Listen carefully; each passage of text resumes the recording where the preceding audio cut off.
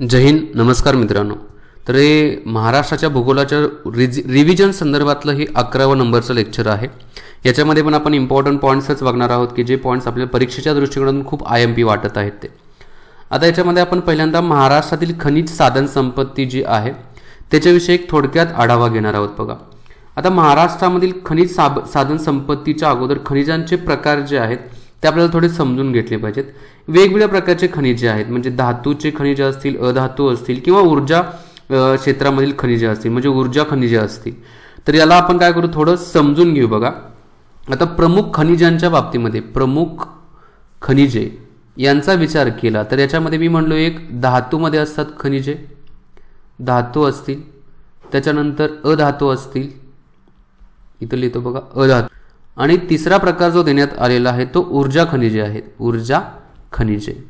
आता धातूच्या मध्ये कुठली कुठली खनिजे येतात बघा. मग धातूमध्ये कोणतं कोणतं आहेत, एक म्हणजे लोह खनिज येत आहे, म्हणजे लोखंड आहे, लोह खनिज धातूमध्ये आहे. त्याच्यानंतर 2 नंबरला जे आहे ते बॉक्साईट आहे. नंतर 3 नंबरला जे आहे ते मॅग्नेशियम आहे, मॅग्नेशियम आहे 3 नंबरला. नंतर 4 नंबरला जे आहे मी म्हणजे क्रोमियम आहे, क्रोमियम. नंतर 5th नंबरला जे आहे म्हणजे 5वं म्हणेल मी तांबे येत आहे. नंतर 6 जस्त, नंतर निकेल आहे, ठीक आहे. नंतर 8 नंबरला 8वं म्हणेल मी सोने आणि चांदी, सोने आणि 9 जे आहे ते चांदी आहे. तर ही काय, तर ही सर्व खनिजे आहेत, म्हणजे खनिजे तर आहेतच पण कशा स्वरूपातली आहेत तर धातू स्वरूपातली ही खनिजे आहेत. अधातूमध्ये काय काय येतं तर अधातूमध्ये एक म्हणजे चुनखडी अधातूमध्ये आहे, ठीक आहे. नंतर मी म्हणेल की जिप्सम, जिप्सम येत आहे. नंतर 3rd नंबरला तिसरं जे आहे म्हणेल की डोलामाइट, डोलोमाइट पण म्हटलं जातं बघा, डोलामाइट आहे, डोलोमाइट आहे. नंतर 4th नंबरला जे आहे तो अब्रक. नंतर 5th नंबरला मी म्हणेल हिरा. नंतर गंधक आहे, सल्फर आपण म्हणतो, गंधक जे आहे त्याला सल्फर असं म्हटलं जातं. नंतर ग्राफाईट आहे, ग्राफाईट, ठीक आहे. तर हे कशामध्ये तर अधातूमधील खनिजांच्या मध्ये येतात. आता जर आपण इथं याच्यामध्ये ऊर्जा खनिजांच्या मध्ये विचार केला तर कोळसा, खनिज तेल, नैसर्गिक वायू. कोळसा आहे, नंतर खनिज तेल आहे, खनिज तेल आणि नैसर्गिक वायू. तर हे ऊर्जा खनिजांच्या मध्ये येत आहेत, ठीक आहे. आता महाराष्ट्राचा नकाशा आपण बघितला तर हे प्रमुख आपल्याला खनिजे तर कळली कुठली कुठले, धातू, अधातू, ऊर्जा खनिजांच्या बाबतीमध्ये. महाराष्ट्राचा नकाशा बघितला तर हा जो नागपूरचा जो झोन आहे नागपूर, तर नागपूरच्या या विभागामध्ये सर्वात जास्त खनिजे आहेत. 1 नंबरला मी म्हणेल की नागपूर विभाग आहे, 1 नंबरला नागपूर विभाग आहे. 2 नंबरला कोकण विभाग आहे, 2 नंबरला कोकण विभागामध्ये 2 नंबरला काय सापडतात तर खनिजे सापडतात. नंतर 3 नंबरला मी म्हणेल की अमरावती विभाग आहे, अमरावती विभाग जो आहे तो 3 नंबरला आहे, ठीक आहे. नंतर 4 नंबरला विचार केला तर औरंगाबाद विभाग जो आहे तो 4 नंबरला आहे, औरंगाबाद विभाग 4 नंबरचा विभाग आहे की जिथं काय तर खनिजे सापडतात. नंतर 5 नंबरला म्हटलं तर पुणे विभाग आहे 5th नंबरला, आणि 6 नंबरला जो आहे तो नाशिक विभाग आहे, नाशिक विभाग जो आहे तो 6 नंबरला आहे. तर हा एक मी म्हणेल की चढता क्रम उतरता क्रम लक्षात ठेवा. म्हणजेच महाराष्ट्रामध्ये खनिजांचं वितरण जर विभागवारी बघितलं तर सर्वात जास्त नागपूर विभागामध्ये आहेत खनिजे, 2 नंबरला कोकण, 3 नंबरला अमरावती, 4 नंबरला औरंगाबाद, 5 नंबरला पुणे विभाग आणि 6 नंबरला जो आहे तो नाशिक विभाग आहे. आता पुढे या बघा.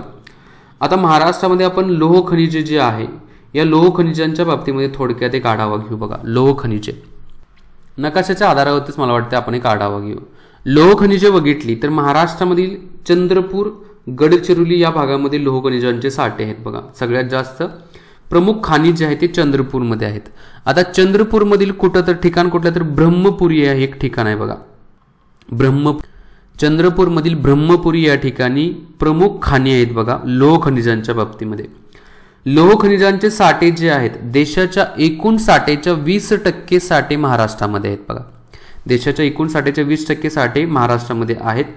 आणि महाराष्ट्रामधील गडचिरोली जिल्हा जो आहे, या गडचिरोली जिल्ह्यामधील बघा एटापल्ली तालुका, सूरजगड वगैरे भाग आहे. तर या भागामध्ये सर्वात जास्त काय आहे तर या लोह खनिजांचे साठे आहे. ब्रह्मपुरी म्हटलं की चंद्रपूर, आणि सूरजगड असेल, त्याचबरोबर भामरागड असेल, दमकोट, पडवी इथं पण काय आहे तर या लोह खनिजांचे साठे आहेत. कुठले कुठले मी म्हटलो बघा, भामरागड, सूरजगड, त्याच्यानंतर मी म्हणलो पडवी, ठीक आहे, त्याच्यानंतर दमकोट, इथं लिहितो बघा दमकोट, त्याच्यानंतर देऊळगाव, देऊळगाव. तर या ठिकाणी काय आहेत, या गडचिरोलीच्या या ठिकाणी सर्वात जास्त काय तर साठे आहेत. महाराष्ट्रामधील एकूण साठेंच्या 68% लोह खनिजाचे साठे जे आहेत गडचिरोलीच्या भागामध्ये आहेत बघा. आता जिल्ह्यांचा विचार केला, लोह खनिजांच्या साठ्यांच्या संदर्भात जर जिल्ह्यांचा विचार केला तर आपल्याला 2 जिल्हे महत्त्वाचे कळले की एक चंद्रपूर आणि गडचिरोलीमध्ये सर्वात जास्त लोह खनिजांचे साठे आहेत. पण थोडं आपण प्रमुख साठ्यांच्या विचाराच्या दृष्टिकोनातून महाराष्ट्राला एक डिव्हाइड केलं, तर महाराष्ट्राला डिव्हाइड केल्यानंतर इकडचा जो महाराष्ट्र, पूर्व महाराष्ट्राचा जो भाग आहे, म्हणजे कुठले कुठले जिल्हे बघा, एक म्हणजे चंद्रपूर तर आहेच, गडचिरोली पण आहे, त्याचबरोबर गोंदिया आहे, त्याच्यानंतर नागपूर आहे. तर या जिल्ह्यांच्या मध्ये काय आहे तर या विदर्भाच्या जिल्ह्यांच्या मध्ये जे प्रमुख साठे आहेत याच्यामध्ये टेकोनाइट नावाचा जो खडकाचा लोह खनिजाचा जो खडक आहे, टेकोनाइट हा काय तर या भागामध्ये सापडतो बघा. टेकोनाइटच्या भागामध्ये लोह खनिज सापडते, ठीक आहे. तेच जर आपण दक्षिण महाराष्ट्रामध्ये आलो तर दक्षिण महाराष्ट्रामध्ये कोल्हापूर असेल, त्याचबरोबर रत्नागिरी, रायगड असेल, नंतर हा सिंधुदुर्ग जो आहे, इथं जो जांबा खडक आहे ना, या जांब्या खडकामध्ये पण लोह खनिजांचे साठे सापडतात बघा, ठीक आहे. आता लोह खनिजांच्या साठ्या संदर्भात कळलं आपल्याला.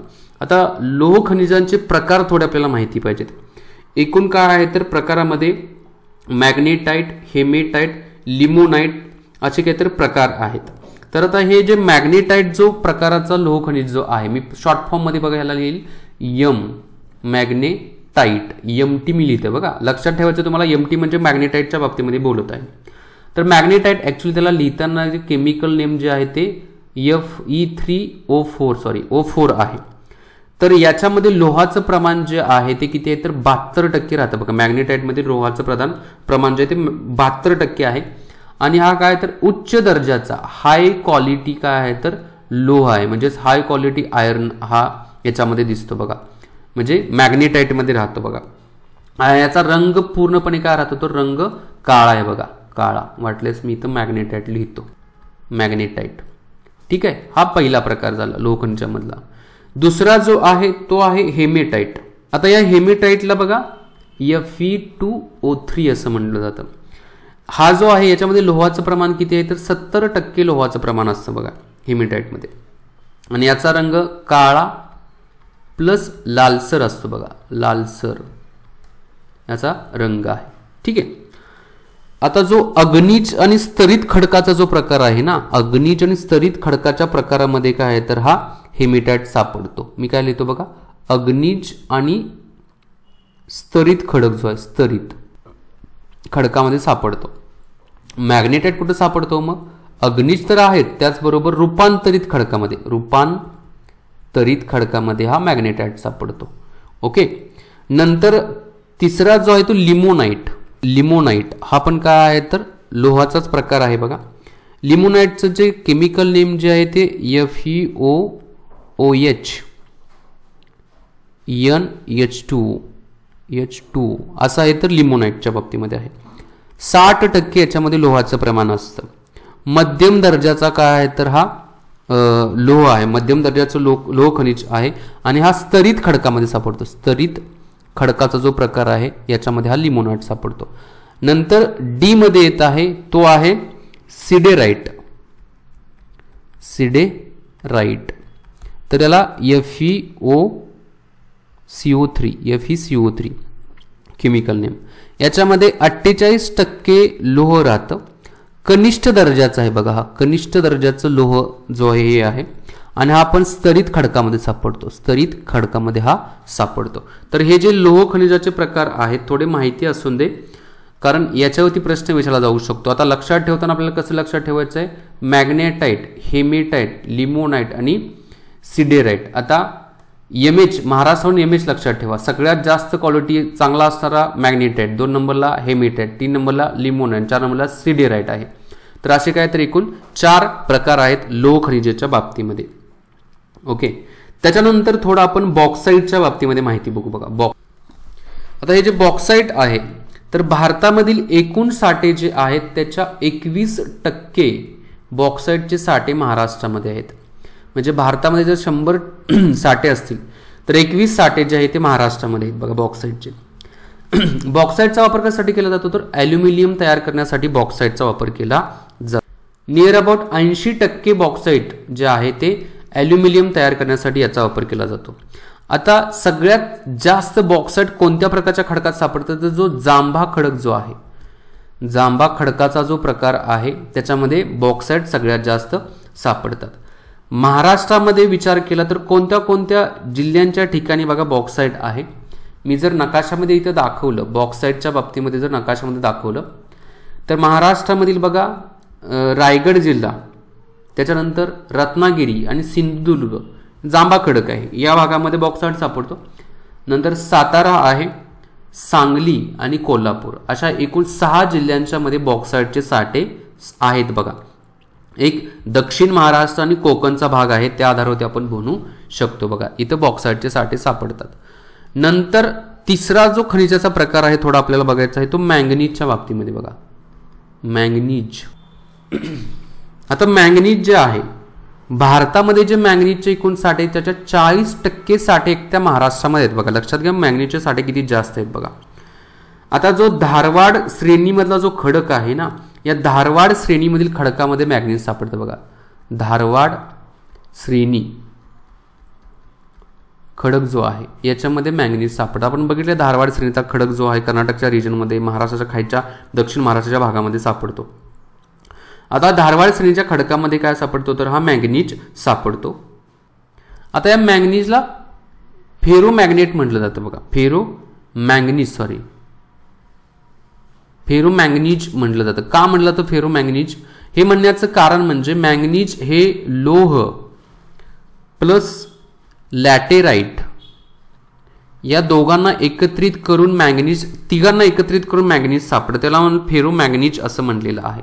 कोणत्या कोणत्या ठिकाणी मॅग्नीजचे साठे आहेत बाबांनो की नागपूरमध्ये आहे मॅग्नीज, भंडारामध्ये आहे आणि सिंधुदुर्गमध्ये आहे. या काय आहेत तर 3 जिल्ह्यांच्या मध्ये मॅग्नीजचे साठे आहेत. बघा ओके. त्याच्यानंतर आपल्याला बघायचं आहे चुनखडी. चुनखडीचे साठे कुठे सर्वात जास्त आहेत?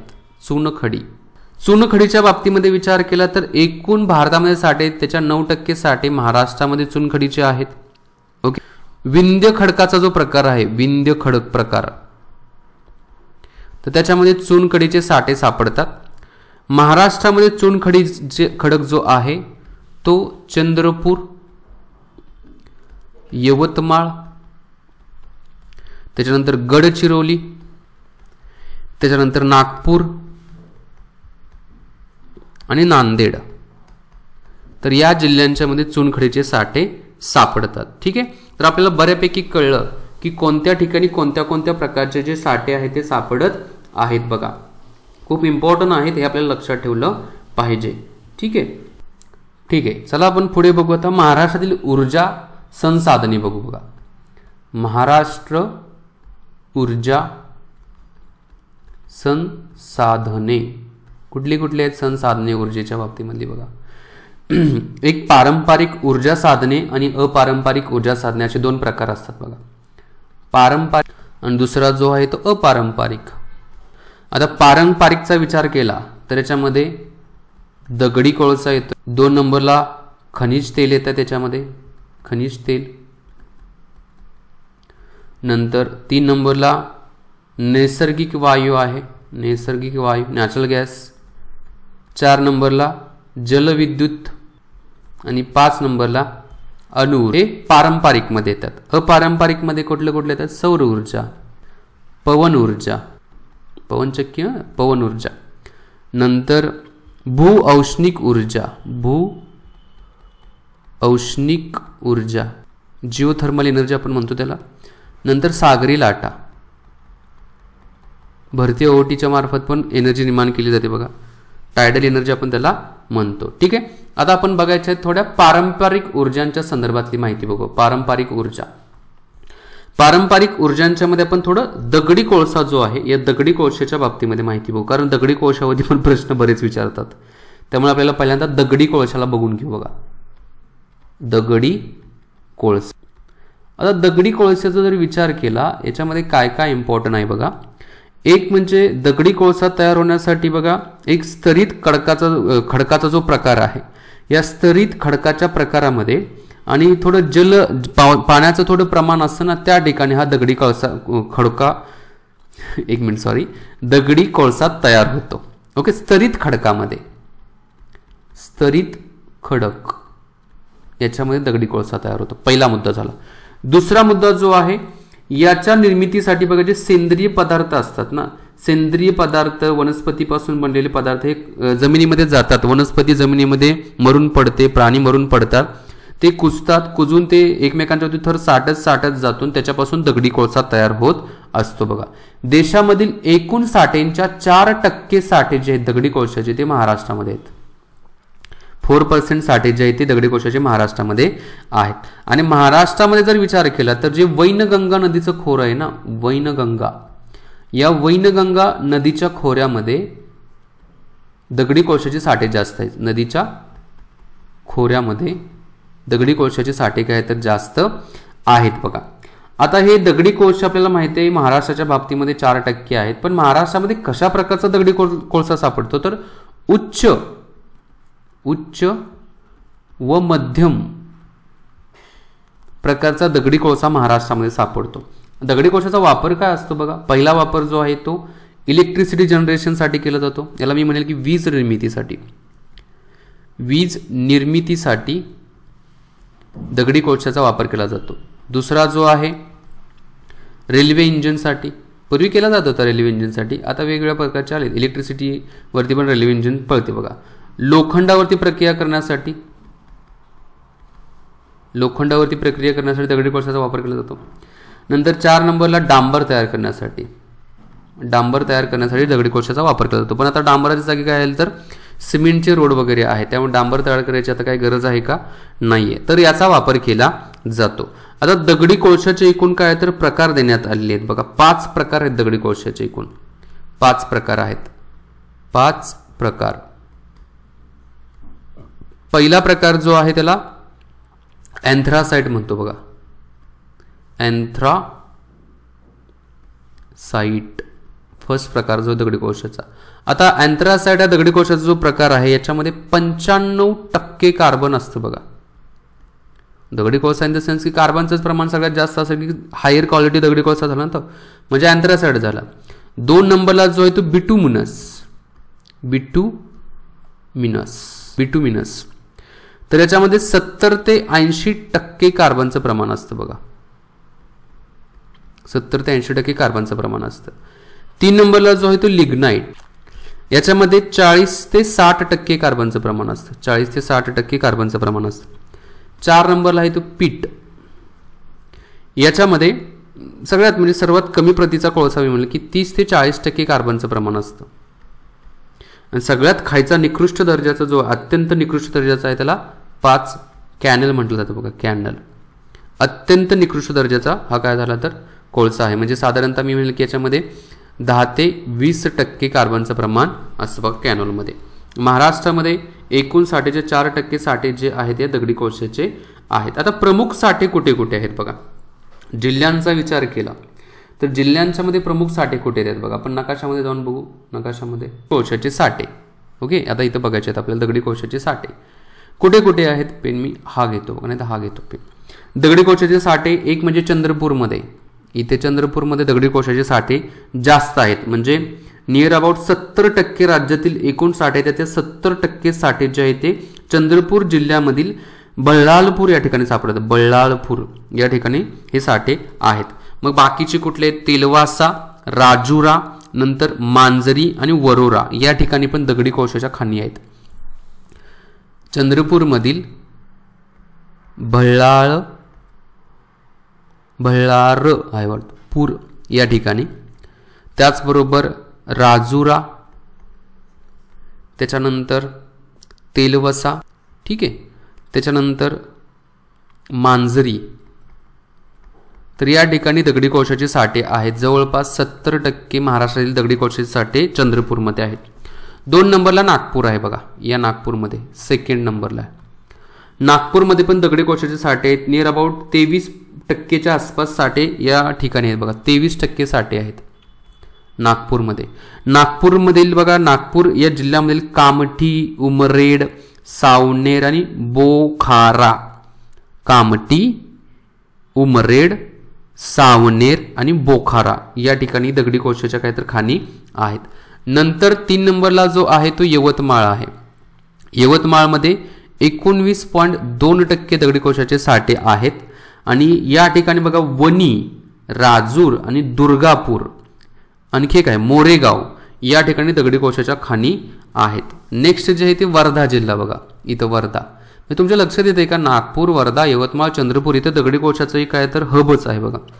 इथं 0.14% 14% काय तर दगडी कोळशाचे साठे आहेत. म्हणजे आपल्याला कळलं की कोणत्या कोणत्या ठिकाणी दगडी कोळशाचे साठे आहेत. दगडी कोळशाचे प्रकार पण आपण बघितले बघा. आता आपण याच्यामध्ये बघायचं खनिज तेलाच्या बाबतीमध्ये माहिती. दगडी कोळसा तर बघितला. आता 2 नंबरला खनिज तेल. आता खनिज तेलाच्या बाबतीमध्ये माहिती बघायची आहे. ती महाराष्ट्रामध्ये कुठे कुठे सापडतं ते पण बघायचं आहे. आता खनिज तेलामध्ये सगळ्यात महत्त्वाचा रोल जो असतो तो कार्बन. कार्बनचं प्रमाण नियर अबाउट 83 ते 87% खनिज तेलामध्ये राहतं बघा. आणि त्याच्यानंतर आहे मग हायड्रोजन. हायड्रोजनचं प्रमाण ते साधारणतः 11 ते 14% राहतं बघा खनिज तेलामध्ये. आणि डिफरंट राहतं बघा, वेगवेगळ्या ठिकाणी वेगवेगळं आहे. ऑक्सिजन पण याच्यामध्ये राहतं, नायट्रोजन आहे, गंधक आहे, पण ते खूप कमी प्रमाणामध्ये राहतं. आता खनिज तेल हे खडकामधूनच काढलं जातं बघा. जसं मी म्हटलो की वनस्पती असेल, प्राणी असेल, त्यांचा मृत्यू झाला, कुजल्यानंतर त्यांच्या शरीरातून जे बाहेर कार्बन, हायड्रोजन जे पडत आहे, काही ठिकाणी याचे साठे तयार होतात बघा, कोळशाचे साठे तयार होतात, काही ठिकाणी खनिज तेल तयार होतं बघा.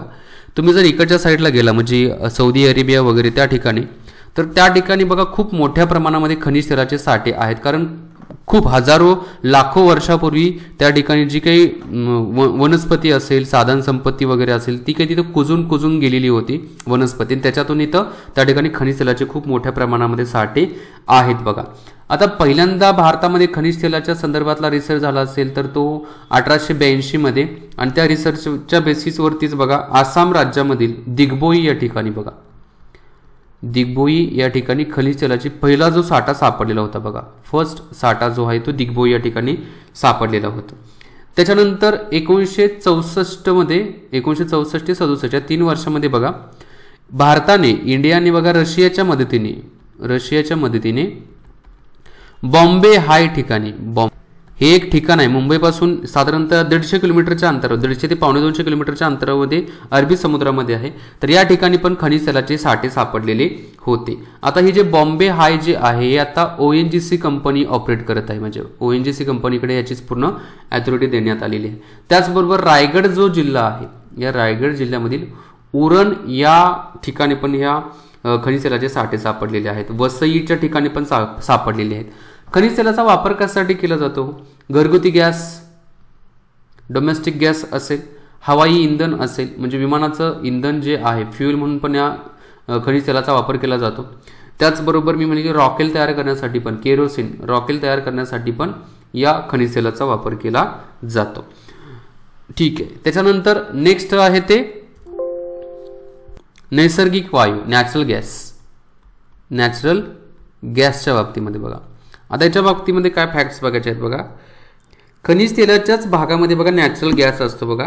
हा नॅचरल गॅस जो आहे याचा खत कारखान्यामध्ये, त्याचबरोबर एक कृत्रिम रबर वगैरे असेल ना, आणि घरगुती इंधनमध्ये पण या नॅचरल गॅसचा वापर केला जातो. आता या नॅचरल गॅसमध्ये जो आहे, नैसर्गिक वायू जो आहे, याच्यामधील प्रमुख घटक कोणते कोणते आहेत बघा. एक म्हणजे याच्यामध्ये प्रोपेन, हा क्वेश्चन विचारला होता बरं का. प्रोपेन आहे, C3H8 आहे. त्याच्यानंतर आहे ब्युटेनला काय C4H10 म्हटलं जातं ब्युटेनला. त्याच्यानंतर आहे पेंटेन पेंटेनचं कसं आहे तर C5H12 आहे आणि हायड्रोकार्बन येतात बघा, हायड्रोकार्बन. तर हे काय आहे तर नैसर्गिक वायूमध्ये हे भेटतात, पाहायला भेटतात बघा. ठीक आहे. त्याच्यानंतर नेक्स्ट 4th नंबरला जे आहे ते थर्मल पॉवर. थर्मल पॉवर म्हणजे त्याला औष्णिक ऊर्जा पण म्हणतो, औष्णिक विद्युत ऊर्जा जी आहे तर याच्या बाबतीमध्ये म्हटलेलं आहे बघा. आता जी औष्णिक ऊर्जा जी आहे याच्यामध्ये बघा, या वरती जे दिलेले जे काही हे आहेत बघा, फ्युएल्स वगैरे आहे त्याचा वापर केला जातो. कुठे कोळशाचा वापर केला जातो तर कुठे नॅचरल गॅसचा वापर केला जातो आणि याच्या मार्फत काय केलं जातं तर वीज निर्मिती केली जाते बघा. महाराष्ट्राच्या बाबतीमध्ये वीज निर्मितीचा जर एरिया घेतला तर एकूण महाराष्ट्रामध्ये 24 औष्णिक ऊर्जा केंद्र, औष्णिक ऊर्जा केंद्र आहे. 24 अणु नाहीये तर फक्त औष्णिक ऊर्जा, थर्मल पॉवर प्लांट महाराष्ट्रामध्ये किती आहेत तर 24 आहेत आणि यांची एकूण बघा वीज निर्मितीची जी क्षमता आहे ती किती आहे तर 22,000 मेगावॅट वीज निर्मितीची यांची काय तर क्षमता आहे बघा. नेक्स्ट जे आहे ते न्यूक्लिअर पॉवरच्या बाबतीमध्ये नेक्स्ट मुद्दा 5th नंबरला मी म्हणेन अणुऊर्जा. अणुऊर्जा. ठीक आहे. आता अणुऊर्जेच्या बाबतीमध्ये आपल्याला काय काय बघायचं आहे बघा. Uranium, thorium, plutonium, radium, lithium, deuterium आणि ट्रिटेनियम तर यांचा वापर करून अणुऊर्जा तयार केली जाते बघा. म्हणजे काय काय येते बघा, लिहितोय बघा. युरेनियम. ठीक आहे. त्याच्यानंतर आहे थोरियम, थोरियम. त्याच्यानंतर आहे प्लुटोनियम, प्लुटोनियम. त्याच्यानंतर आहे रेडियम, रेडियम. त्याच्यानंतर आहे लिथियम. नंतर आहे ड्यूटेरियम, ड्यूटेरियम. त्याच्यानंतर येत आहे ट्रिटियम. तर यांचा वापर करून अणुऊर्जा तयार केली जाते. आता याच्यामध्ये सगळ्यात महत्त्वाचा रोल जो आहे अणुऊर्जेसाठी तो आहे युरेनियमचा आहे, सगळ्यात महत्त्वाचा रोल आहे. त्याच्यापासून अणुऊर्जा तयार केली जाते बघा. आता भारतामध्ये एकूण अणुऊर्जा तयार करण्याचे प्रकल्प आहेत, एकूण आजच्याकडे किती आहेत तर 7 प्रकल्प आहेत बघा. मी भारतातील थोडे 7 प्रकल्प सांगतो कारण याच्यावरती भयंकर प्रश्न विचारलेले आहेत, त्यामुळे 7 प्रकल्पांची नावं माहिती असू दे. पहिला महाराष्ट्रामधला बघा तारापूर प्रकल्प आहे. तारापूर कुठं आहे तर महाराष्ट्रामध्ये कुठं आहे तर रत्नागिरीमध्ये आहे. महाराष्ट्रामधील रत्नागिरी या ठिकाणी आहे. नंतर दुसरा जो आहे, आता याची क्षमता किती आहे बघा महाराष्ट्रामधील तारापूर प्रकल्पाची 1400 मेगावॅटची क्षमता आहे. 2 नंबरला जो प्रकल्प आहे तो आहे रावत भाटा. रावत भाटा हा कुठं आहे तर राजस्थानमध्ये रावत भाटा. याची क्षमता जी आहे ते 1180 मेगावॅट एवढी याची क्षमता आहे. 3 नंबरला येत आहे तो आहे कल्पकम. कल्पकम हा कुठं आहे तर तमिळनाडूमध्ये आहेत. कल्पकम 440 मेगावॅट याची क्षमता आहे. नंतर 4 नंबरला जो येत आहे तो नरोरा. नरोरा हा कुठं आहे तर उत्तर प्रदेशमध्ये आहे. नरोरा याची क्षमता किती आहे 440 मेगावॅट आहे. नंतर 5th नंबरला जो आहे 5व्या नंबरचा मी काक्रापारा. काक्रापार हा कुठं आहे तर गुजरातमध्ये आहे. काक्रापार गुजरातमध्ये सुरतच्या भागामध्ये, याची पण क्षमता 440 मेगावॅट आहे. त्याच्यानंतर 6 नंबरला जो आहे तो कुंडलकुलम. तर हा कुठं आहे पुन्हा एकदा हा तमिळनाडूमध्ये आहे आणि 2000 मेगावॅटची याची क्षमता आहे. आणि 7th नंबरचा आहे तो कैगा. कैगा प्रकल्प जो आहे तो कर्नाटकामध्ये आहे आणि याची क्षमता किती आहे तर 880 मेगावॅट एवढी कैगा प्रकल्पाची क्षमता आहे बघा. ओके. आता महाराष्ट्रामध्ये बघा जी वीज निर्मिती केली जाते या वीज निर्मितीपैकी फक्त 2% वीज निर्मिती या अणुऊर्जेच्या मार्फत केली जाते बघा महाराष्ट्रामध्ये. आता महाराष्ट्रामध्ये 2 प्रकल्प आहे मी म्हटलो बघा. तारापूर प्रकल्प जो आहे वरती पालघर जिल्ह्यामध्ये येत आहे बघा. तारापूर प्रकल्प मी कुठं म्हटलो रत्नागिरी नाही सॉरी तारापूर जिल्ह्यामध्ये आहे. पहिलं वाक्य जे बोललो चुकीचं आहे बघा. तारापूर अणुऊर्जा प्रकल्प जो आहे तो पालघर जिल्ह्यामध्ये 1969 साली बघा या प्रकल्पाची सुरुवात करण्यात आली होती आणि भारतातील पहिला अणुऊर्जा प्रकल्प तारापूर प्रकल्प आहे. ठीक आहे. आणि जैतापूर प्रकल्प जो आहे हा जैतापूर प्रकल्प 2010 सालचा आहे आणि जैतापूर प्रकल्प खायच्या साईडला रत्नागिरी साईडला आहे बघा. हा जैतापूर प्रकल्प आहे. ठीक आहे, 2010 साली याची सुरुवात करण्यात आलेली होती बघा. 9,900 मेगावॅटचा प्रकल्प आहे. वर्किंग प्रोसेस आहे बघा, त्याच्यामध्ये वाद पण चालू आहेत बघा. असं थोडं माहिती असून जैतापूर प्रकल्पाच्या बाबतीमध्ये. तर अशा प्रकारे काय झालं तर थोड्या आपण प्रकल्पांच्या बाबतीमध्ये माहिती घेतलेली आहे. आता थोडं जलविद्युत प्रकल्प 6 नंबरचं जलविद्युत जे आहे त्याच्याविषयी थोडक्यात माहिती बघू आणि आपलं हे लेक्चर थांबेल बघा. जलविद्युतच्या बाबतीमध्ये बघितलं, पहिला जलविद्युत जो प्रकल्प आहे भारतामधला तो 10 नोव्हेंबर 1897 सालचा आहे. दार्जिलिंगमध्ये. दार्जिलिंग कुठं आहे? इकडच वेस्ट बेंगॉलच्या भागामध्ये. 130 मेगावॅटचा हा प्रकल्प होता बघा, 130 मेगावॅटचा. आणि नंतर भारतातील पहिले जलविद्युत केंद्र जे आहे ते कुठं मग 1902 साली शिवसामुद्र जे आहे, शिवसमुद्रम कर्नाटकमधील कावेरी नदीवरती बघा, 1902 मधला आहे. ठीक आहे. मग हळूहळू महाराष्ट्रामध्ये पण जलविद्युत केंद्र चालू झालेली होती बघा. 1915 मधलं महाराष्ट्रामधलं पहिलं जलविद्युत केंद्र जे आहे ते खोपोली, रायगडमधील खोपोली या ठिकाणी. खोपोली 1915 मधील रायगड. ठीक आहे. ओके, याची क्षमता जी आहे ती किती होती तर 75 मेगावॅट. गिगावॅट नाहीये, सॉरी, मेगावॅट आहे. गिगावॅट म्हणजे खूप भयंकर मोठा आलं ते. ठीक आहे. त्याच्यानंतर दुसरा आहे तो 1922 मधला भिवपुरीचा प्रकल्प आहे महाराष्ट्रामधला. 1922 भिवपुरी. नंतर 1927 सीमा जलविद्युत प्रकल्प. 1927 सीमा जलविद्युत प्रकल्प. ठीक आहे. तर असे हे महत्त्वाचे प्रकल्प आहेत. सीमा जलविद्युत प्रकल्प जो आहे हा किती वॅटचा आहे तर 300 मेगावॅटचा आहे. 300 मेगावॅटचा हा प्रकल्प आहे. भिवापुरीचा प्रकल्प जो आहे हा पण नियर अबाउट 70 to 75 मेगावॅटचा हा प्रकल्प आहे. ठीक आहे. तर अशा प्रकारचे हे महत्त्वाचे जलविद्युत प्रकल्प होते. वाटल्यास आणखी काही पॉइंट्स असतील याच्या संदर्भातले तर आपण नेक्स्ट लेक्चरला बघू. मी तर थांबतो मित्रांनो. जय हिंद, जय महाराष्ट्र, जय भारत, वंदे मातरम.